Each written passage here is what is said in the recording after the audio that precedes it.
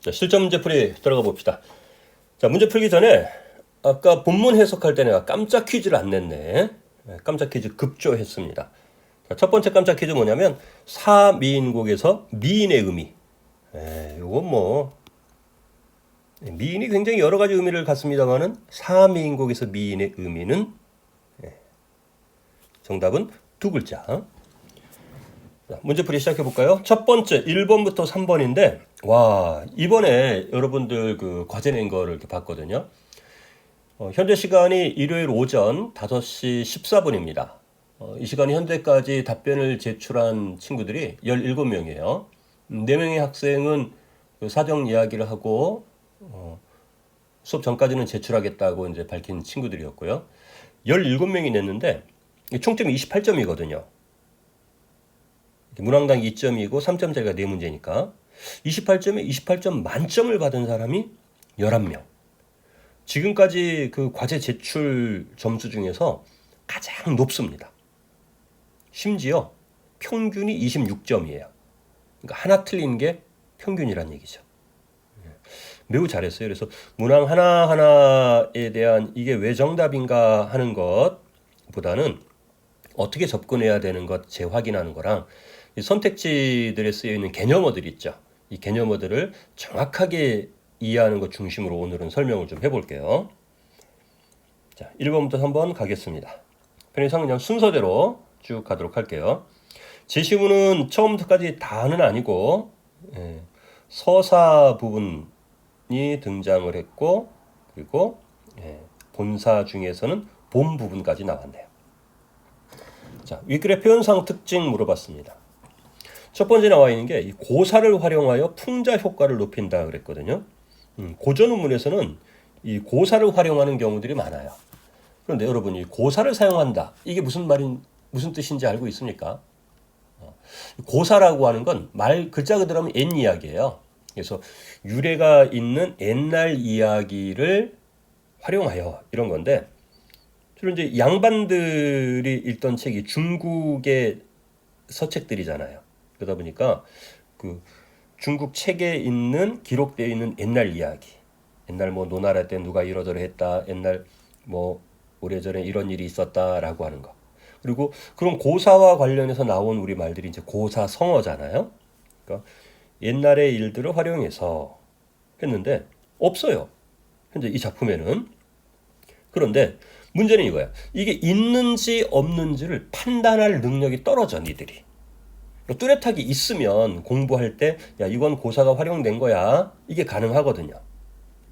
가령 뭐 이렇게 무릉도원 같은 거 복숭아꽃 뭐 떠내로 이런 것들은 무릉도원 고사를 활용했어 이런 말이 가능한데 유명하지 않은 어떤 고사가 만약에 쓰여 있다 했을 때 이게 고사가 쓰였는지 안 쓰였는지 모른다는 거예요. 이럴 때는 반드시 뒤에 것까지 보고 판단을 해줘야 돼요.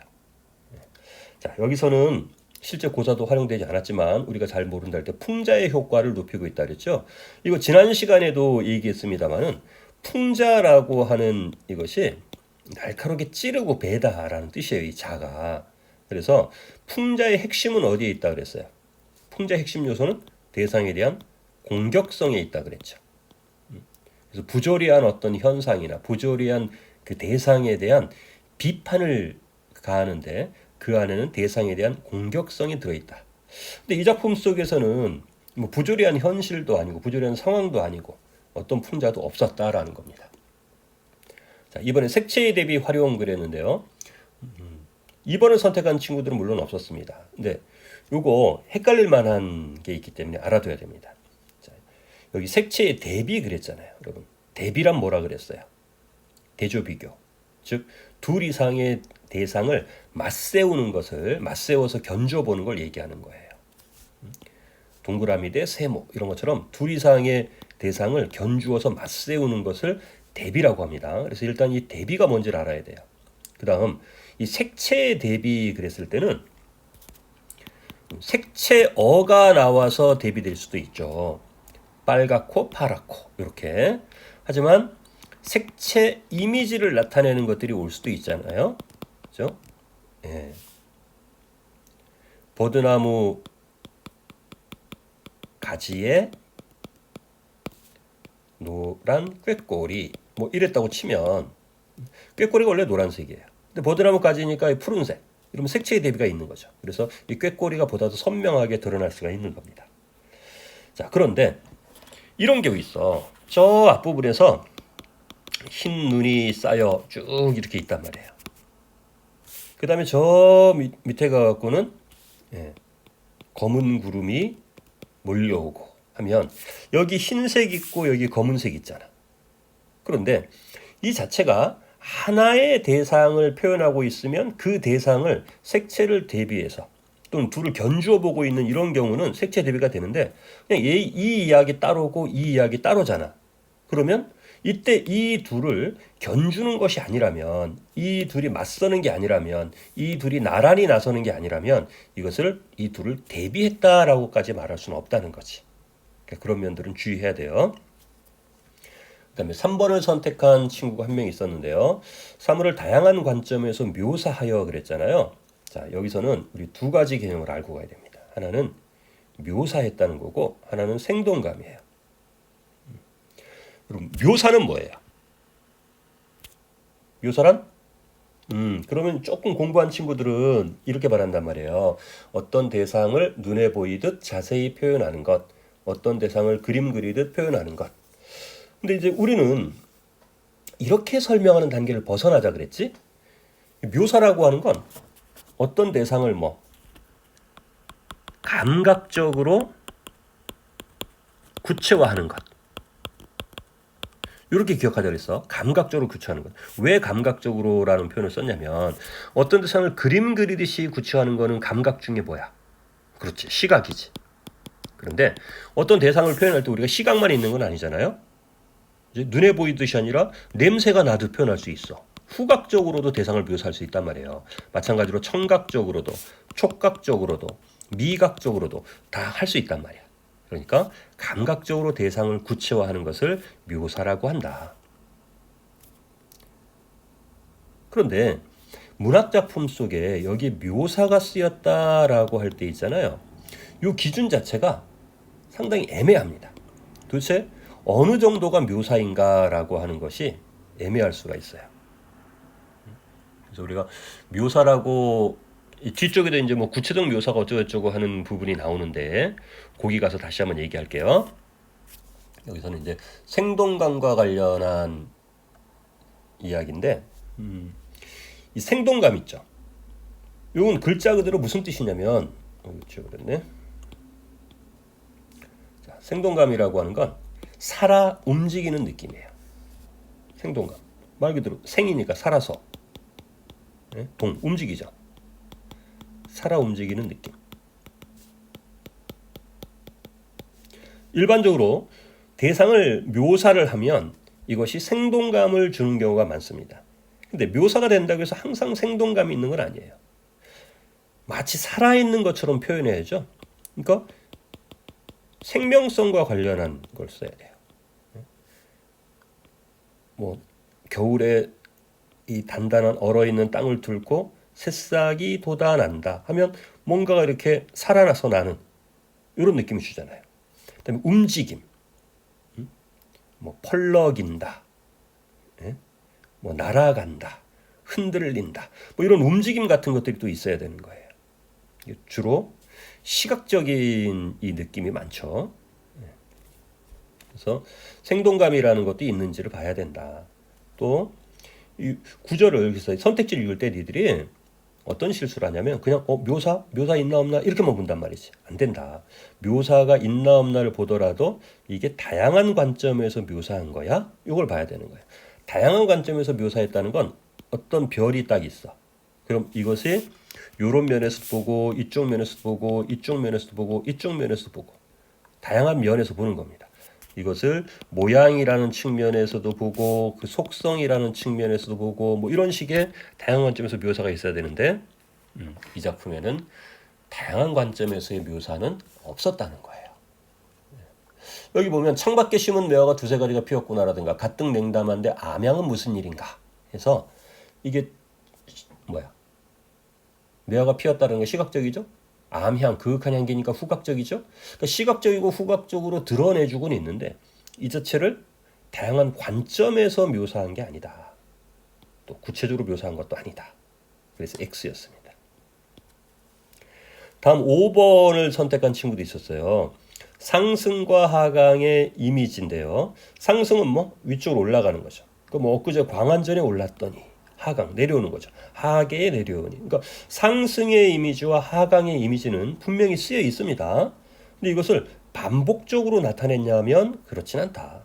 부분적으로 상승과 하강의 이미지는 있다. 또 하나 뒤쪽에 대상을 구체적으로 표현했느냐?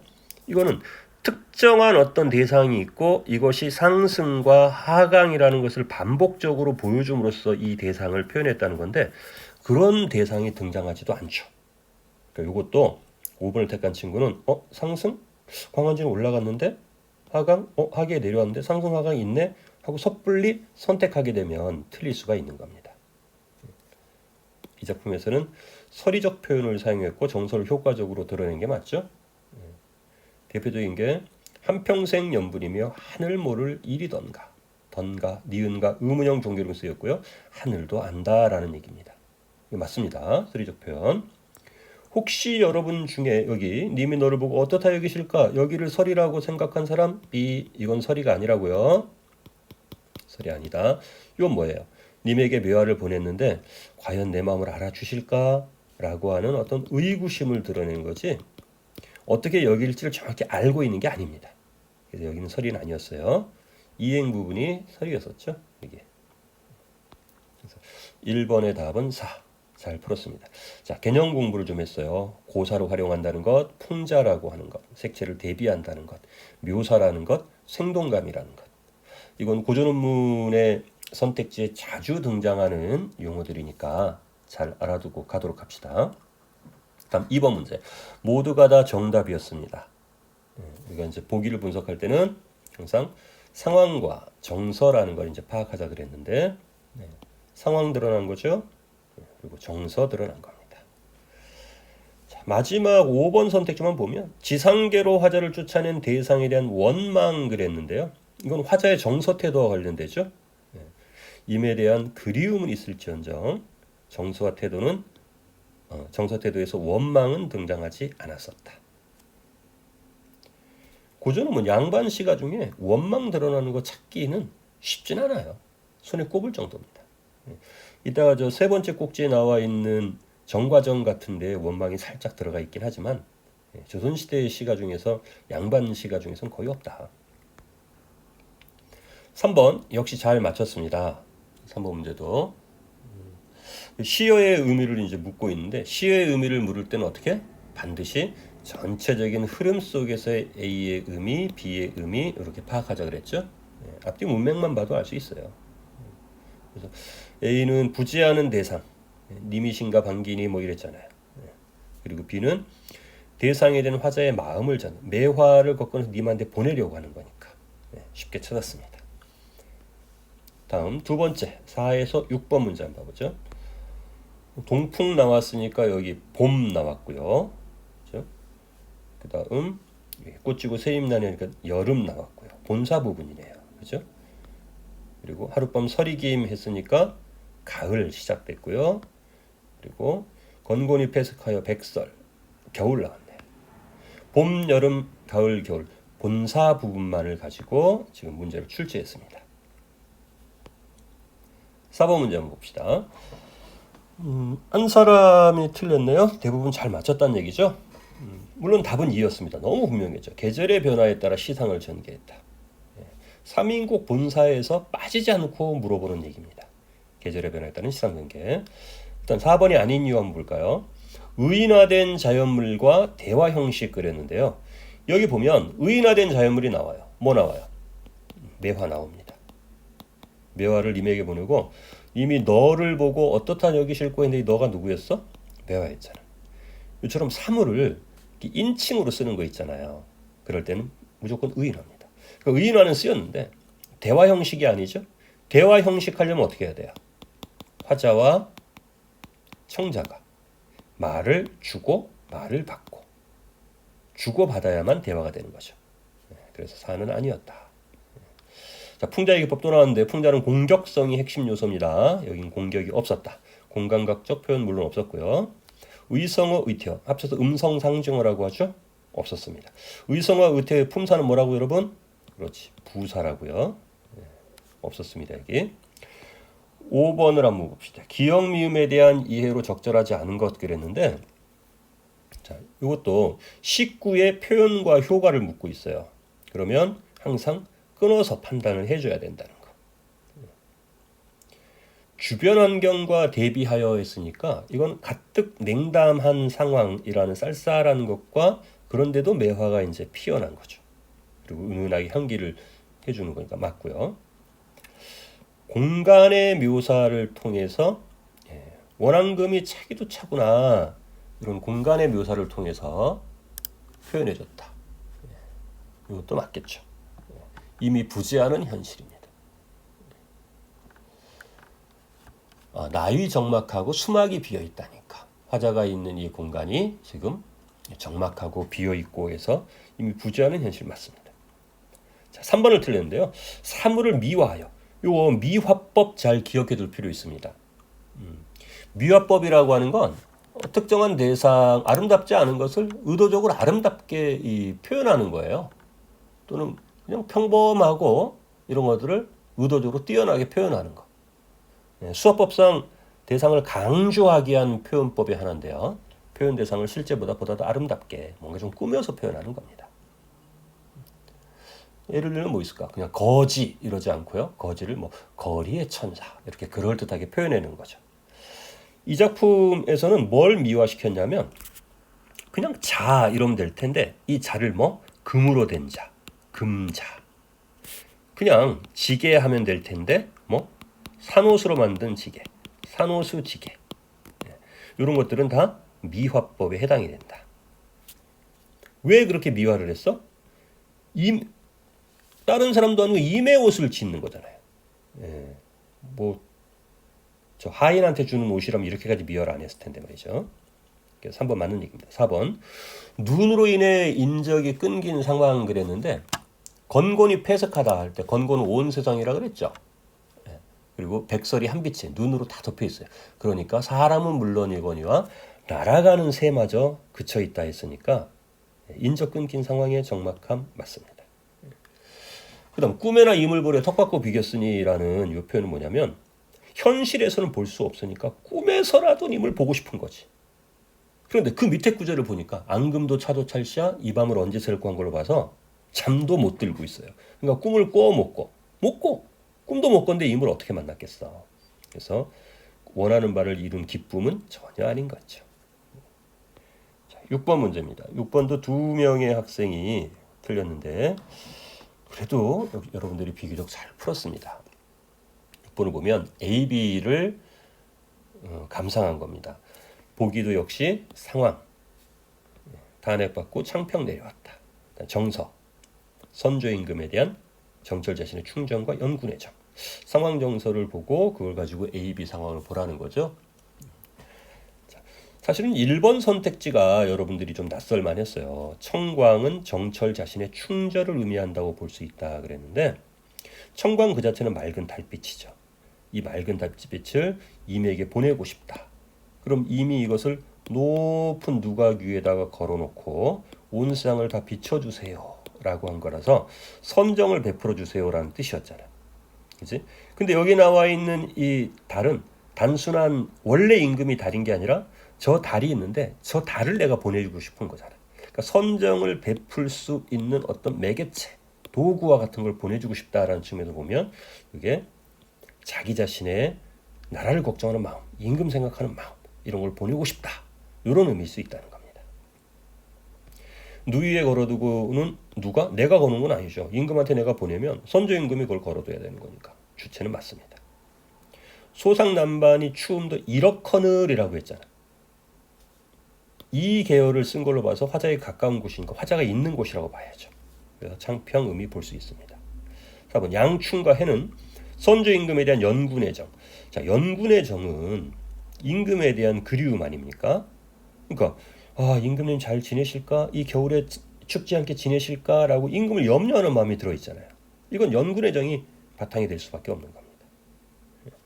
5가 왜 잘못됐는지는 뚜렷하네요. 봉황루는 인계에 씌운 곳이 맞아요. 하지만 모첨 찬자리에 한밤중이 돌아왔다 할 때 이것은 화자가 있는 공간이잖아요. 그러니까 여긴 아니었다. 자, 6번까지 풀었고요. 깜짝 퀴즈입니다. 깜짝 퀴즈. 풍자의 핵심 요소는 선택지 이제 풍자 어쩌고 저쩌고 나올 때 풍자의 핵심 요소는 뭐다? 세 글자 얘기했었어요. 풍자 핵심 요소. 자, 수고했어요. 잠깐 쉬었다가 하겠습니다.